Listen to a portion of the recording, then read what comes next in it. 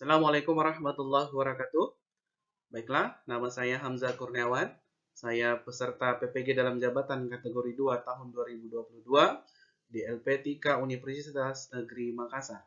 Baiklah, pada kesempatan kali ini saya akan menampilkan video pelaksanaan praktek pembelajaran kedua, pertemuan kedua, materi tentang faktor eksternal lahirnya nasionalisme di Indonesia. Selamat menyaksikan. Bismillahirrahmanirrahim. Assalamualaikum warahmatullahi wabarakatuh. Waalaikumsalam warahmatullahi wabarakatuh.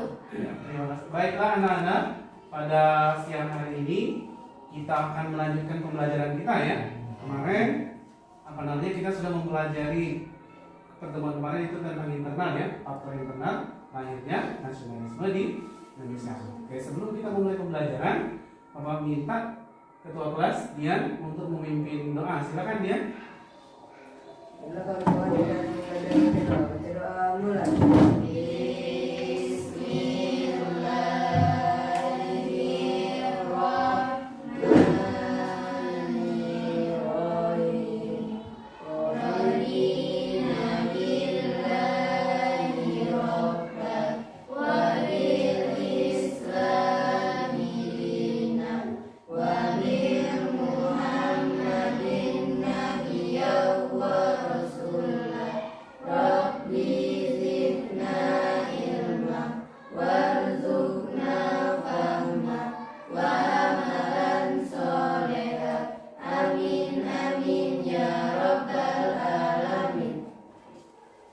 Terima kasih kepada ketua kelas ya yang sudah memimpin doa sebelum pembelajaran. Sekarang Bapak tanya, siapa yang tidak hadir? Hadir semua? Ya, terima kasih. Ya, sudah hadir semua. Kemerdekaan bagi bangsa dan negara Indonesia ke depan. Ya kan? Sudah itu adanya faktor pendidikan, ya kan? Kemarin kan? Nah, faktor pendidikan seperti yang kalian tempuh sekarang ini itu salah satu bentuk kontribusi kalian kepada negara. Karena apa? Karena di masa depan kalianlah yang akan melanjutkan proses bernegara bangsa Indonesia ini. Maka dari dini, sejak dini kalian sudah disiapkan untuk mengisi, ya kan? Untuk mengisi kemerdekaan Indonesia di masa yang akan datang. Nah, itu dari dalam. Sekarang pada pertemuan kali ini kita akan pelajari faktor eksternal, ya kan? Apa faktor eksternal? Faktor dari luar, ya kan? Kalau X itu kan luar, berarti apa saja kegiatan di luar sana, di negara-negara lain, di Eropa dan Amerika itu yang mempengaruhi lahirnya nasionalisme di Indonesia. Nah, ini yang akan kita bahas, yang akan kita capai, ya. Ada kompetensi pengetahuan dan keterampilan. Silakan dibaca dulu.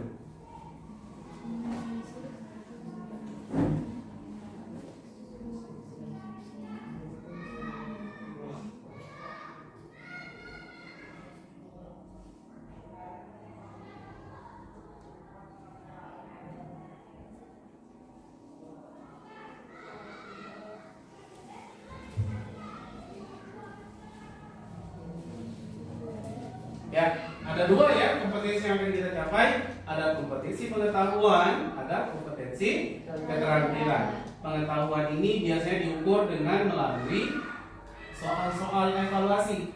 Nanti ada latihan untuk kalian, ya kan? Akan diukur dan kalau keterampilan itu bagaimana kalian mempresentasikan hasil diskusi. Percaya diri kah?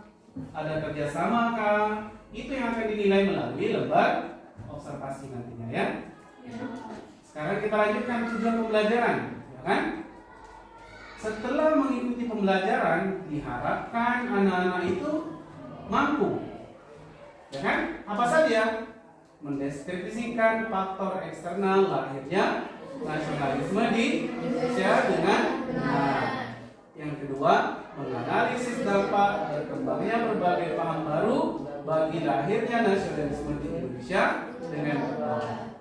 Yang ketiga, menganalisis dampak berbagai peristiwa besar dari luar negeri bagi lahirnya nasionalisme di Indonesia dengan tepat. Yang keempat, menyajikan hasil diskusi kelompok tentang faktor eksternal lahirnya nasionalisme di Indonesia melalui presentasi dengan praktik. Nah, ini kompetensi keterampilan, karena kalian akan dilihat kepercayaan diri kalian, pemahaman kalian, ya, penguasaan materi kalian akan dilihat dari sini. Sedangkan 1, 2, dan 3 ini kompetensi pengetahuan, indikator pengetahuan, ya. Nah, setelah mencapai tujuan pembelajaran, apa manfaatnya, kan? Kalau tidak ada manfaat, kenapa kita mempelajari materi tentang nasionalisme di Indonesia ini, ya kan? Maka apa manfaatnya? Diharapkan setelah mengikuti pembelajaran, anak-anak itu mampu menanamkan semangat berjuang dengan nilai-nilai nasionalisme dalam kehidupan sehari-hari. Bagaimana nilai-nilai nasionalisme itu? Bekerja sama, mencintai tanah air. Apa bentuknya? Sekolah dengan rajin. Ya kan, itu bentuk nilai-nilai nasionalisme dalam kehidupan sehari-hari.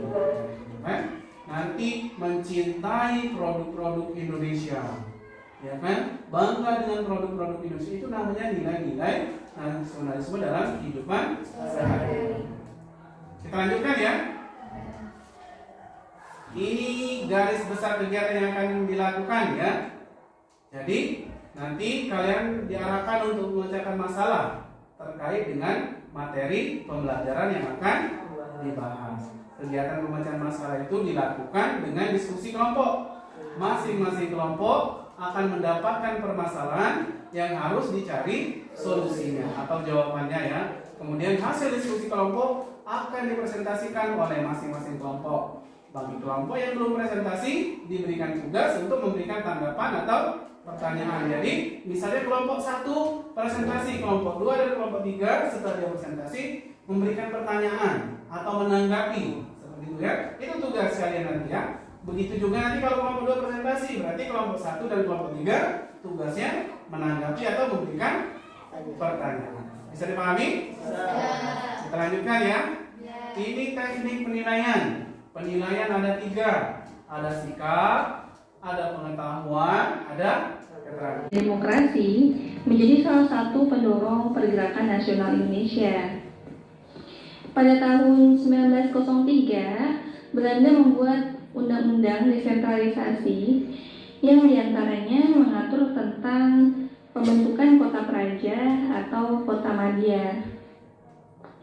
Makna sederhana dari desentralisasi ini adalah penyerahan kewenangan. Jadi kebalikan dari sentralisasi.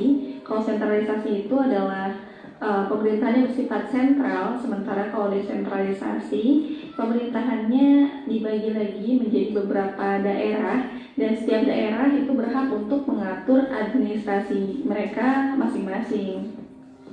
Nah, Yang saya dapat dari pengetahuan kegiatan tadi bahwa penjajahan negara bukan hanya di Indonesia, melainkan negara lain juga dijajah dalam negara Eropa. Ya. Ya. Terima kasih, saya doakan dulu. Ya. Jadi, negara ini kelompok 1, ya. Ini kelompok 2, ini kelompok 3. Nah, sekarang Bapak akan bagikan bahan-bahan yang untuk diskusi, ya.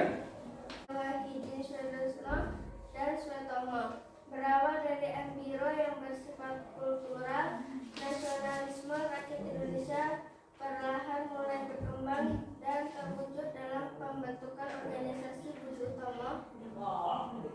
Itulah presentasi yang dapat saya sampaikan. Wassalamualaikum warahmatullahi wabarakatuh. Waalaikumsalam warahmatullahi wabarakatuh. Sekarang terima kasih, ya. Perhatikan dulu. Terima kasih kepada kelompok 2 yang sudah mempresentasikan hasil kerja kelompoknya.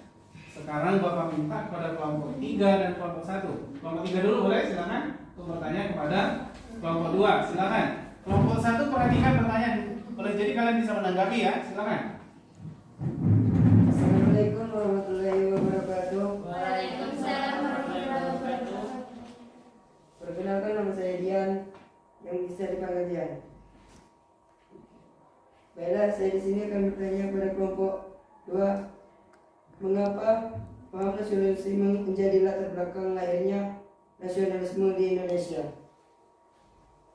Ya, terima kasih. Kepada dia ya. Silakan dulu. Silakan kelompok 2 ya. Pertanyaannya itu mengenai mengapa paham nasionalisme menjadi inspirasi bagi lahirnya semangat kebangsaan di Indonesia. Silakan kelompok 2 diberikan tanggapan atau jawaban atas pertanyaan dari kelompok 3. Silakan. Pergantian ya, yang sudah presentasi kasih kesempatan kepada kawannya yang belum melakukan kegiatan. Silakan.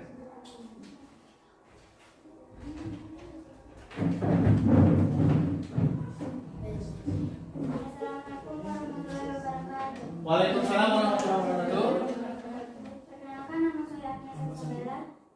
Jadi saya di sini akan menyampaikan jawaban yang ditanyakan oleh kelompok 3. Pada zaman pergerakan nasional, banyak paham-paham baru bermunculan yang mendorong gerakan kemerdekaan bangsa di Asia dan Afrika. Boleh diri, silakan diri. Assalamualaikum warahmatullahi wabarakatuh. Waalaikumsalam warahmatullahi wabarakatuh. Nama saya Medawan Islam dan saya di sini akan menyimpulkan pembelajaran ini. Kemenangan dari berbagai perjuangan negara-negara timur seperti Jepang terhadap Rusia, Filipina terhadap Spanyol telah menjadi pelecut semangat bagi para pejuang kemerdekaan Indonesia bahwa bangsa-bangsa dari barat yang menguasai tanah air bisa dikalahkan dengan diusir dari negerinya. Ya, terima kasih. Masih waktu. Ada 3 soal ya. Yang pertama, mengapa paham nasionalisme menjadi latar belakang lahirnya nasionalisme di Indonesia? Yang kedua, mengapa paham demokrasi menjadi latar belakang lahirnya nasionalisme di Indonesia? Yang ketiga, mengapa kemenangan Jepang atas Rusia mendorong lahirnya nasionalisme di Indonesia? Silakan. Waalaikumsalam warahmatullahi wabarakatuh. Dengan proses diskusi kelompok dalam pembelajaran telah melatih kami untuk saling menghargai pendapat antara saya dengan teman-teman diskusi, saling mendukung dan menguatkan melalui kerjasama supaya dapat menghasilkan sebuah kesimpulan berupa hasil diskusi dan dipresentasikan untuk kebaikan bersama. Ya, terima kasih mantap ya.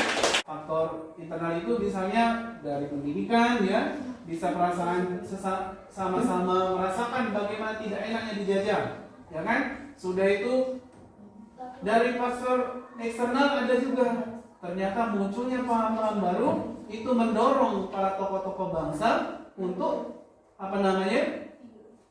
memperjuangkan persamaan hak itu melalui misalnya paham demokrasi, memberikan pemahaman oh ternyata rakyat itu tidak bisa semena-mena seperti itu, ada kesetaraan dalam itu. Maka muncullah pahaman demokrasi itu mendorong para tokoh-tokoh bangsa itu untuk melakukan perlawanan terhadap penjajah. Nah, bentuk dari perlawanan itu ternyata fisik itu tidak cukup, ya. Maka dibutuhkan organisasi atau jalur diplomasi. Jadi perjuangan itu bisa fisik, bisa diplomasi. Kalau diplomasi itu melalui perundingan-perundingan.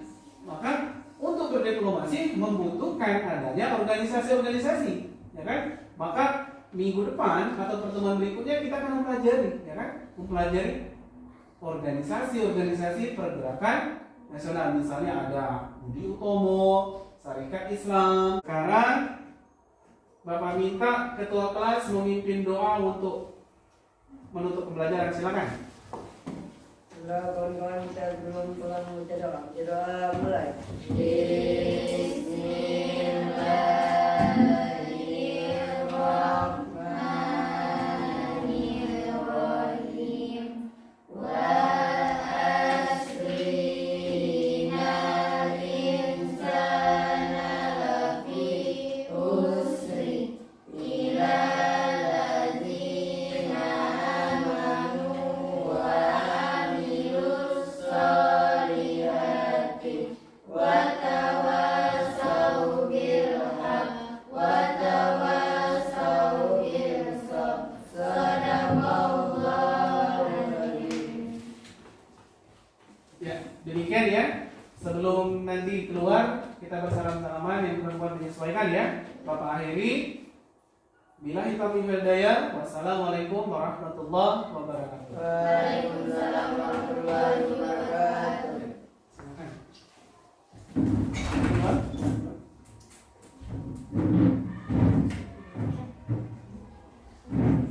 Silakan, silakan.